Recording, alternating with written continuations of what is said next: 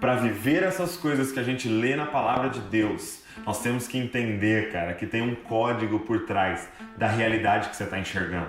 Nós temos que entender que o mundo espiritual é muito mais real do que o físico que você está vendo.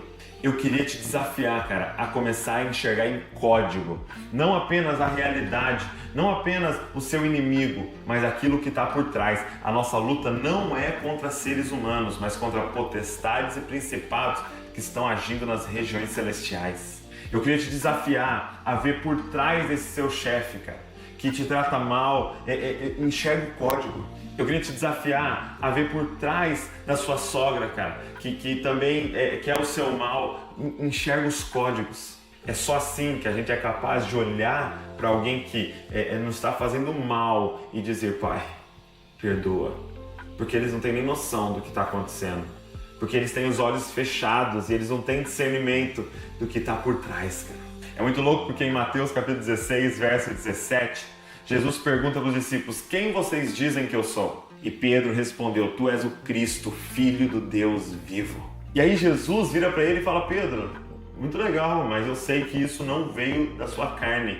Isso é revelação de Deus. Repara que Jesus enxerga os códigos. Foi Pedro que respondeu, mas ele glorifica a Deus, porque ele sabe o Espírito que revelou aquilo para Pedro.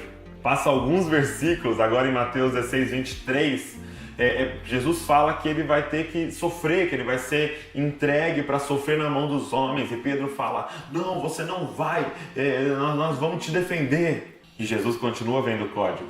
E ele diz assim: para trás de mim, Satanás, porque você não cogita das coisas de Deus, mas das coisas dos homens. Percebe que ele não repreendeu Pedro, ele repreendeu o código, o que estava por trás daquela situação.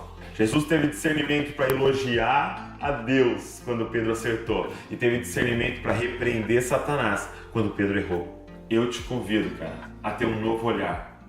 Sabe, Jesus viveu uma vida inteira com os nossos olhos para que nós pudéssemos viver a eternidade olhando com os olhos dele. Na cruz, Jesus estava fazendo um transplante de olhos. Ele pegou os nossos olhos e enxergou toda a realidade do pecado.